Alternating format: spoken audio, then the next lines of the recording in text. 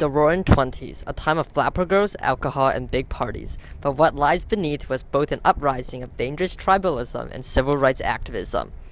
An uprising of nativism and an anti-communist fear caused Americans to close themselves to outsiders. This led to the quota system and the Immigration Act, which was created to stem the flow of immigrants. Many people feared that immigrants from Eastern Europe were communist, and people were also afraid that immigrants would take their jobs. They also worried that they lacked American values.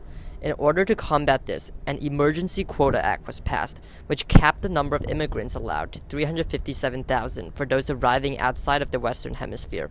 Several years after the Quota Act was passed, the Immigration Act was also passed, which further limited the amount of immigrants allowed.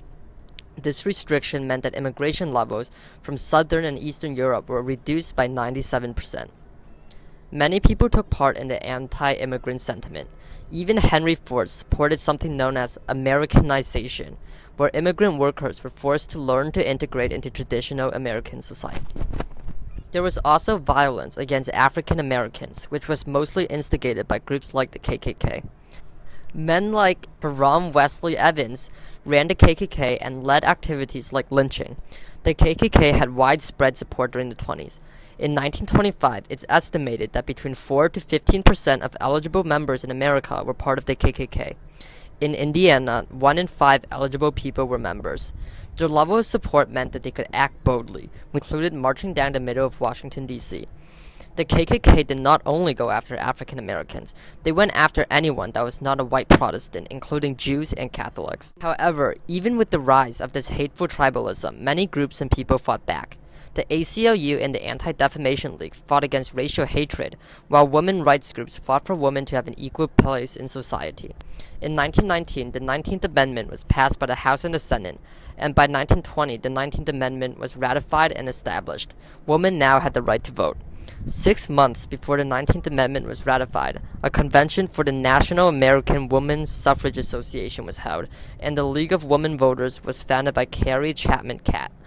The League was created to help women recognize their new responsibilities as voters. It also encouraged women to participate in politics. Carrie's League of Women Voters also promoted and pushed women to be more educated with current government issues and decisions.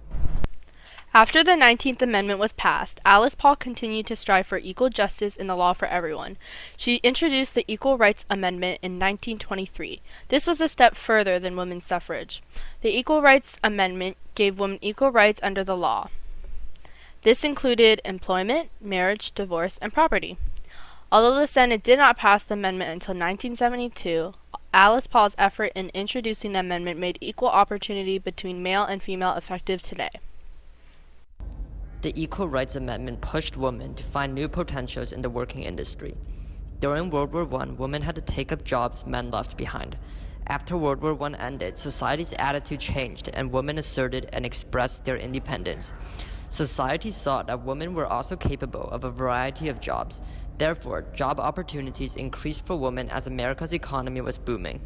Women were able to acquire an education, which also gave them the opportunity to be teachers and nurses.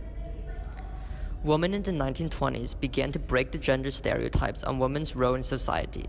They shocked men with their capability to do as much work as a man and the same job as a man. However, men began to fear women could take their jobs and argued that a woman's role is at home. Birth rates in the 1920s began to decrease because of the spread of birth control information and options. Thanks to Margaret Sanger, not only did the first clinic opened in 1916, but she also started the American Birth Control League in 1921. She led the league to spread birth control information and to fight for a law that required doctors to give birth control information to women. Families in the 1920s also began to change. Marriage started to become more based off of love, and children attended school instead of working with their mothers in factories. New innovations also made a woman's role at home easier. For example, clothes, sliced bread, and canned foods flooded the stores. These new products contributed to breaking the stereotypes society held for women. It made cooking and cleaning easier. As society began to change after the Great War, women changed with it. The 20s was a time for celebration, and women celebrated their accomplishments too. Even though the 20s may seem like a time of exuberance and fun, there was a lot of conflict underneath. This conflict was mainly caused by tribalism. After World War I, many people feared outsiders, and they only wanted to help people similar to them. For example, there was fear around communism, immigrants, and African Americans. Many groups were formed to both promote tribalism, like the KKK, and also to fight it, such as the ACLU. The American government also took part in the tribalization of America. By passing laws against immigrants, it attempted to protect the homogeneity of the population. However, not all tribalism was negative or promoted discrimination. Women banded together to get the right to vote and spread information about birth control. African Americans also banded together to protect civil rights. One man named Marcus Garvey led an organization called UNIA that promoted the idea of African Americans immigrating back to Africa. Whether it be in England, in France, or in America, you always have to go down to the white man, and yet he has 2 eyes, 2 feet, 2 hands, same passions, same senses and feelings as you have. Your feet are not put on opposite sides, now your hands turned around the other way.